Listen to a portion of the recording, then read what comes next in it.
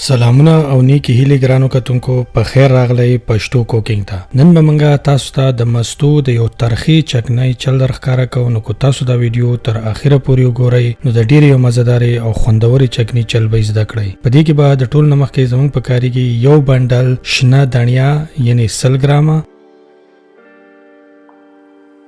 یو بنډل شنه پودینه یعنی 80 ګرامه صرف د پودینې پاڼې، تقریبا 20 دانې ترخه مرچکی او یو 8 دانې د اوږې پلی،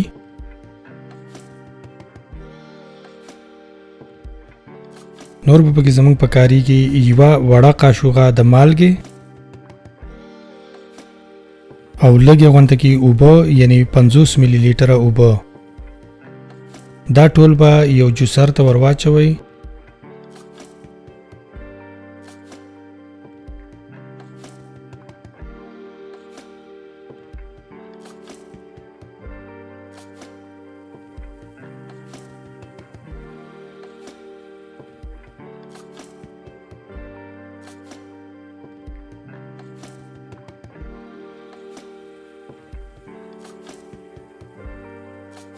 او په دې جوسر کې به تر هغه وخته پورې تاو کوئ چې دا ټول د یو بل سره ښه حل شي.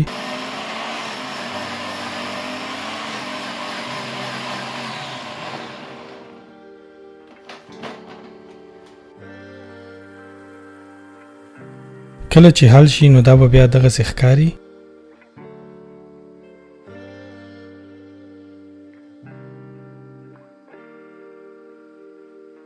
دا چکنی کولای شئ تاسو په فریزر کې هم کېږدئ او واوره ترې جوړه کړئ. بیا کولای شئ چې په پلاستیک کې کېږدئ. کولای شئ تر 6 میاشتو پورې دا چکنی استعمال کړئ.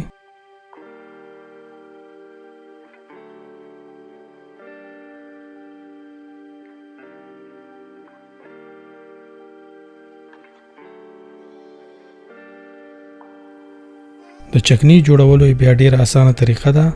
یوه پیاله ماسته راخلئ. زموږ دا ماسته ډېر ټینګ دی، خو که دا نروب ماسته وي نو یوه پیاله ماسته راواخلئ او دغسې ښه د یو بل سره حل کړئ. بیا پې یوه غټه قاشوغه د دې چکني ور واچوئ او دا پکې ښه میکس کړئ نو ستاسو چکني به بیا تیاره وي. دا شوه ترخه د مستو چکني.